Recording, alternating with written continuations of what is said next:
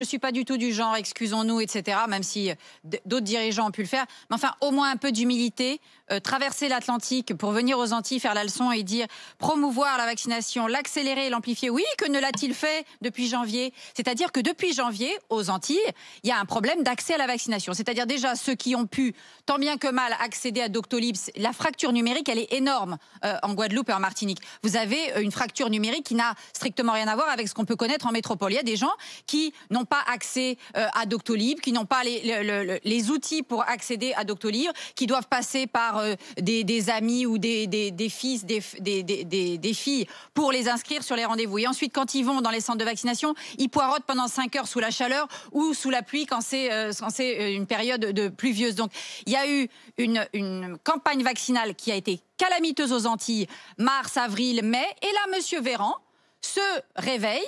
L'ARS aussi se réveille. Elle a lancé le 19 juillet une enquête volontaire pour savoir pourquoi des réticences au vaccin. Ils ont entendu le 19 juillet pour ça.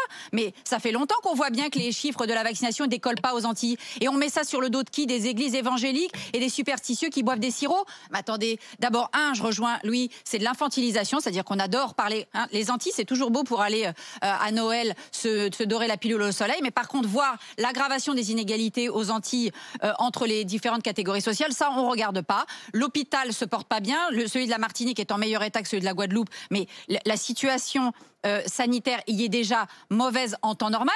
Mais monsieur Véran vient et fait la leçon. C'est comme ça que c'est perçu. Alors après, on peut dire qu'est-ce qu'il pourrait dire d'autre, certes, mais c'est perçu comme ça par les populations.